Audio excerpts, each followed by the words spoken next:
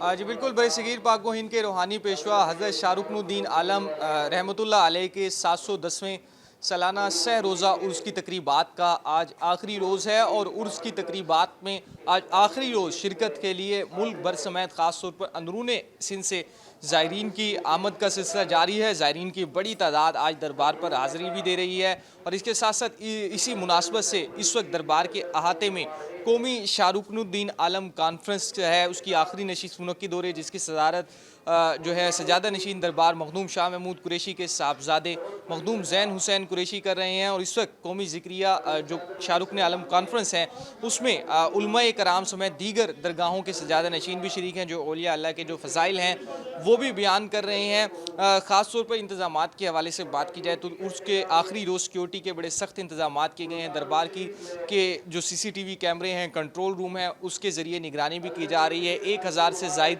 Police एहलकार और जो civil defence के एहलकार हैं वो भी सिक्योरिटी के फ़राइज़ सर अंजाम दे रहे हैं। इसके साथ साथ मुल्तान ज़िले इंतज़ामिया के इंतज़ामात के हवाले से बात की जाए तो 15 के करीब जो अलाइड जो महकमे हैं, जिनमें हेल्थ डिपार्टमेंट है और दीगर जो डिपार्टमेंट हैं, उनकी जानिब से भी खसूसी तौर पर जो कैंप हैं वो भी लगाए गए हैं ज़ायरीन की सहूलत के लिए।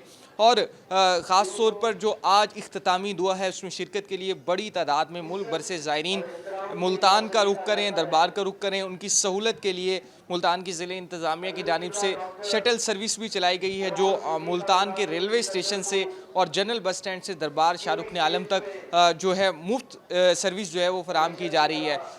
बड़ी तादाद में जो अकीदतमंद हैं उनकी कोशिश यही है कि जो इख्तितामी दुआ होनी है आज उसमें शिरकत करें, जिसमें मुल्क व कौम की सलामती के लिए खसूसी तौर पर दुआएं की जाएंगी। मुल्तान में 3 रोज़ तक हज़रत शाहरुखनुद्दीन आलम के 710वें सालाना सह रोज़ा उर्स की तकरीबात का सिलसिला जारी रहा और आज ये सिलसिला इख्तितामी दुआ के बाद इख्तिताम पजीर हो जाएगा।